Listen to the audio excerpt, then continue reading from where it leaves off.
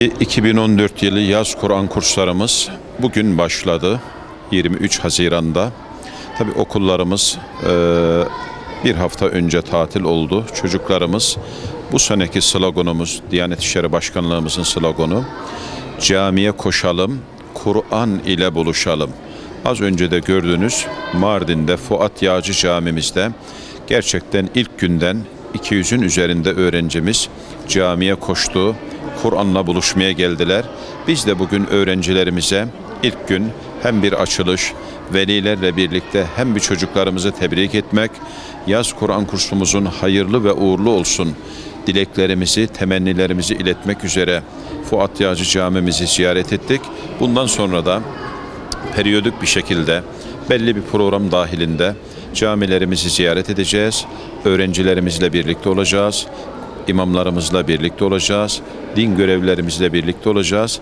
Geçen yılla tabii bu senenin de kıyasını yapacağız. Amacımız şu: Mardin'de ne kadar yaz Kur'an kursuna gelecek öğrenci var, hedef kitlemiz var. Biz bunların tespitini yaptık. Daha fazla öğrenciye ulaşmaya, daha fazla veliye ulaşmaya, daha fazla öğrencimizin camiye koşmasını ve Kur'an'la buluşmasını bu sene sağlamaya gayret edeceğiz. Geçen yıl olduğu gibi yine bir hafta sonra Ramazan-ı Şerif'te başlıyor.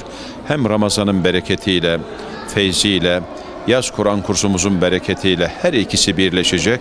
İnşallah bu seneki yaz Kur'an kurslarımızın da bu duygumla, bu düşüncelerimizle hayırlı olmasını, uğurlu olmasını, verimli olmasını, başarılı olmasını Yüce Allah'tan niyaz ediyorum.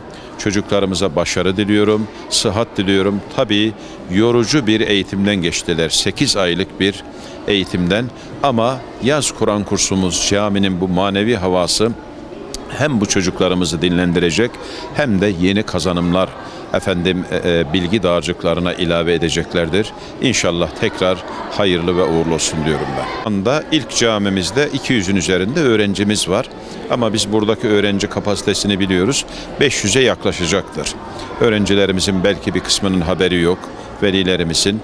Biz bunu sizlerin vasıtanızla, mahalli basınla, camilerimizde, Kur'an kurslarımızda, belediye ilan vasıtalarında, billboardlarda bu çocuklarımıza yaz Kur'an kursları açıldığını duyuracağız. Bu rakam gün be gün artacak inşallah.